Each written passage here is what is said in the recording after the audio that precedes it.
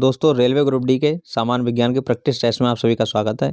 इसमें जितने भी प्रश्न लिए गए हैं सभी महत्वपूर्ण प्रश्न हैं। पहला प्रश्न ये है, निम्न में सार्वत्रिक विलायक है। विलायक क्या होता है? जिसमें कोई पदार्थ घोला जा सके, विलायक कहलाता है। तो सार्वत्रिक विलायक कौन सा है? जल, नेफ्था, ईथर या अल्कोहल।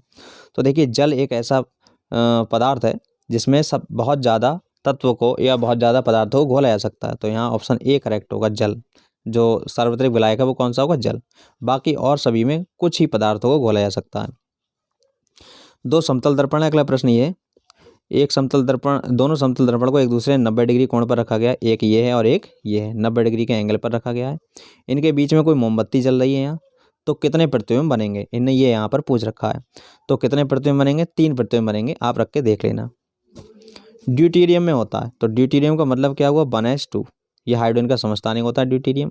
इसमें इलेक्ट्रॉन कितना होता है? इलेक्ट्रॉन भी एक होता है। इलेक्ट्रॉन की बात करें तो एक, क्योंकि परमाणु क्रमांक कितना? एक। प्रोटॉन भी एक होता है और न्यूट्रॉन, देखो दो में से एक घटाओगे एक न्यूट्रॉन आएगा। तो इलेक्ट्रॉन, प्रोटॉन, न्यूट्रॉन तीनों ही एक एक होते हैं। तो ऑप्शन यहाँ पर सी करेक्ट होगा, एक न्यूट्रॉन एवं एक प्रोटॉन।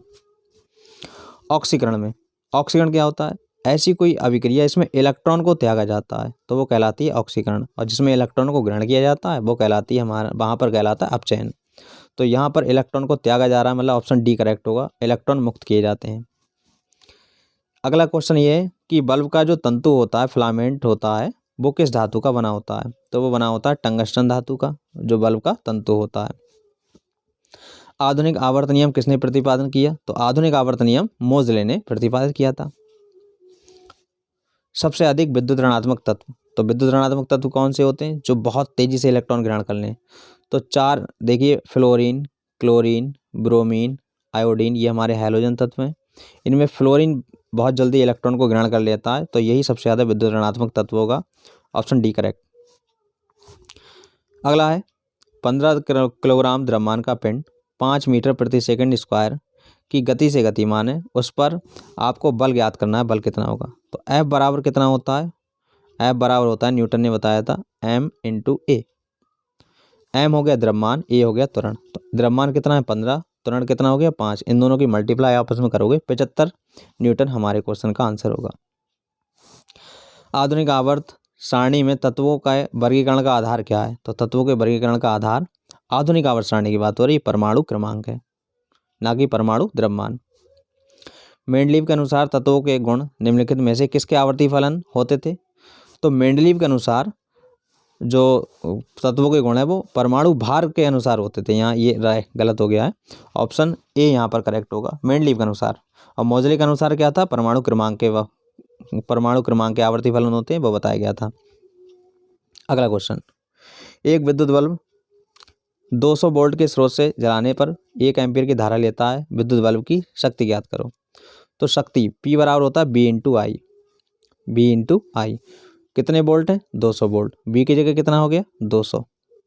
आई कितना? 1 एम्पीयर। तो इसकी जगह 1 रखूंगा, कुल मिला के कितना आ जाएगा? 200। तो पावर कितनी हो गई? 200 वाट। हेमेटाइट किस धातु का अयस्क है? अब हेमेटाइट का फॉर्मूला देख लीजिए, आपको खुद पता लग जाएगा। Fe2O3, ये हेमेटाइट का फॉर्मूला है। तो किस धातु का अयस्क होगा? एक ही धातु है इसमें, Fe यानी कि फेरम, जिसे बोलते हैं हम लोग आयरन या लोहा। तो लोहे का अयस्क है, तो ऑप्शन यहाँ पर बी करेक्ट होगा। निम्नलिखित में से कौन एल्यूमिनियम की मिश्र धातु है? एल्यूमिनियम से कौन सी मिश्र धातु बनाई जाती है? मैग्नेलियम, कांसा, जर्मन सिल्वर या पीतल? एल्यूमिनियम से यहाँ ये मिश्र धातु जो है वो मैग्नेलियम की है, ये भी आपको ध्यान रखना है। एल्यूमिनियम जो मिश्र धातु है, एल्यूमिनियम की मिश्र धातु, जो एल्यूमिनियम बनाई जाती है वो किस मिश्र धातु से? तो मैग्नेलियम से बनाई जाती है। अगला है, एक पिंड जमीन से एक निश्चित ऊंचाई से गिराया जाता है, जमीन पर निश्चित ऊंचाई से गिराया जाता है, तो यह जमीन की आधी ऊंचाई पर होगा। तो इसमें क्या क्या होगा? तो देखिए, ऊपर से कोई पिंड गिराया जा रहा है, जमीन पर अभी पहुंचा नहीं है, आधी जगह में ही है, तो इस समय उसमें गतिज ऊर्जा और स्थिर ऊर्जा दोनों प्रकार की ऊर्जा होती है। तो यहाँ पर उपयुक्त दोनों, ऑप्शन सी करेक्ट होगा। जर्मन सिल्वर किसका मिश्रण होता है? तो जर्मन सिल्वर देख लीजिए क्या होता है, जिससे हमारे बर्तन बने होते हैं जो चांदी की तरह चमकदार होते हैं, वो हमारी जर्मन सिल्वर होती है। ये किस किस से मिलकर बनी होती है? 3 धातुओं से मिलकर बनी होती है, तांबा, जस्ता एवं निकेल, इनसे मिलकर बनी होती है, जिसे हम बोलते हैं जर्मन सिल्वर। पीतल किसका मिश्रण होती है? तो पीतल जो है तांबा और जस्ता का मिश्रण होती है। एल्युमिनियम का निम्न में से किस अयस्क से निष्कर्षण किया जाता है? तो एल्युमिनियम किस अयस्क से प्राप्त की जाती है? तो देखिए ये जो जितने भी अयस्क यहाँ पर हैं, बॉक्साइट, कोरंडम या फेल्सपार, ये सभी हमारे जो हैं वो एल्युमिनियम के ही अयस्क हैं। तो इसका ऑप्शन कौन सा हो जाएगा? डी करेक्ट हो जाएगा, ये सभी। पिच ब्लेंड निम्न से किस धातु का अयस्क है? तो पिच ब्लेंड का फॉर्मूला होता है U6O2। तो पिच ब्लेंड का फॉर्मूला, तो ये किस धातु का अयस्क है? तो ये यूरेनियम, देखिए यू से यूरेनियम दिख रहा है आपको, तो ये यूरेनियम का अयस्क होता है। 1 विलयन में हाइड्रोजन आयन की सांद्रता है 1 × 10⁻⁷ मोल प्रति लीटर। तो पीएच मान ज्ञात करो। तो पीएच मान बड़े आसानी से ज्ञात कर लो, जितनी पावर आपको दिख रही है वो पावर प्लस में लिख दो। -7 है तो इसका आंसर क्या हो जाएगा? +7। तो पीएच मान हो जाएगा +7। अब उल्टा पूछा अब की बार पीएच मान दे रखा है आपको और आपसे पूछा हाइड्रोजन आयन की सांद्रता, तो यही पावर काय में कर देनी है आपको? माइनस में कर देनी है। भाई ये पीएच मान दे रखा है प्लस में, तो इसे कर दो 1 × 10⁻⁴। तो ऑप्शन यहाँ पर डी करेक्ट हो जाएगा, 1 × 10⁻⁴ मोल प्रति लीटर। विद्युत ऊर्जा की इकाई कौन सी होती है? तो विद्युत ऊर्जा किलोवाट घंटा में मापी जाती है। जल की अस्थायी कठोरता का प्रमुख कारण क्या है? तो देखिए जल की अस्थायी कठोरता होती क्या है? जल को अगर उबालने से उसके अंदर की अशुद्धि दूर हो जाए तो वो अस्थायी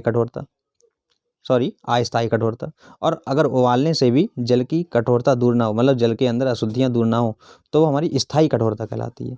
तो अस्थायी जो कि जल को आप उबालो, गर्म करो, उसके अंदर अशुद्धि गायब हो जाए, वो हमारी अस्थायी कठोरता होती है। वो काय की होती हैं?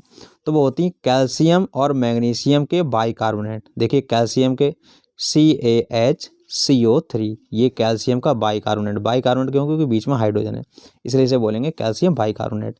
ऐसी मैग्नीशियम, तो मैग्नीशियम का बाइकार्बोनेट कैसे लिखोगे? MgH, क्योंकि बाई है इसलिए H लगाना पड़ेगा, CO3। तो ये जो अशुद्धियाँ होती हैं वाटर में होती हैं कैल्शियम बाइकार्बोनेट की और मैग्नीशियम बाइकार्बोनेट की, जिन्हें आप नॉर्मली जल को उबाल लोगे, ये अशुद्धियाँ दूर हो जाती हैं। तो ऑप्शन यहाँ पर कौन सा करेक्ट होगा? ऑप्शन यहाँ पर सी करेक्ट होगा। जल की स्थायी कठोरता, तो जल की स्थायी कठोरता किसके कारण होती है? तो देखिए यहाँ पर कैल्शियम और मैग्नीशियम के सल्फेट, या तो कैल्शियम सल्फेट हो CaSO4, या मैग्नीशियम के सल्फेट हो MgSO4, या फिर यहाँ पर कैल्शियम मैग्नीशियम के नाइट्रेट्स। ठीक है, ये हमारी दो कई प्रकार की जो हैं स्थायी कठोरता होती है। तो यहाँ पर ऑप्शन क्या हो जाएगा? उपयुक्त दोनों। ए में देखिए कैल्शियम एवं मैग्नीशियम के सल्फेट, कैल्शियम एवं मैग्नीशियम के नाइट्रेट, ये दोनों प्रकार की अशुद्धियाँ जो होती हैं वाटर में वो स्थायी कठोरता कहलाती है, और इसे नॉर्मल जल को गर्म करोगे तो दूर नहीं होंगी। साधारण कांच निम्न में से किसका मिश्रण होता है? तो साधारण कांच कैल्शियम सिलिकेट से भी मिलकर बनता है, सोडियम सिलिकेट से भी, सिलिका से भी मिलकर बना होता है। इसका मतलब ऑप्शन डी करेक्ट होना चाहिए, उपरोक्त सभी। दूरदृष्टि दोष से पीड़ित व्यक्ति को, तो जैसे दूरदृष्टि दोष है उसे दूर की वस्तु साफ दिखेगी परंतु पास की वस्तु साफ नहीं दिखेगी। तो इसका मतलब ये हो गया निकट की वस्तुएं दिखाई नहीं देती हैं, स्पष्ट दिखाई नहीं देती हैं, ये मतलब होगा, ऑप्शन बी करेक्ट होगा। अगला क्वेश्चन आपके लिए रहा, वायुयान की ट्यूबों में कौन सी गैस भरी होती है? इसका आंसर आपको कमेंट बॉक्स में कमेंट करना है, और मिलेंगे हम अपने नेक्स्ट किसी वीडियो में नेक्स्ट प्रैक्टिस सेट के साथ। तब तक जय हिंद दोस्तों।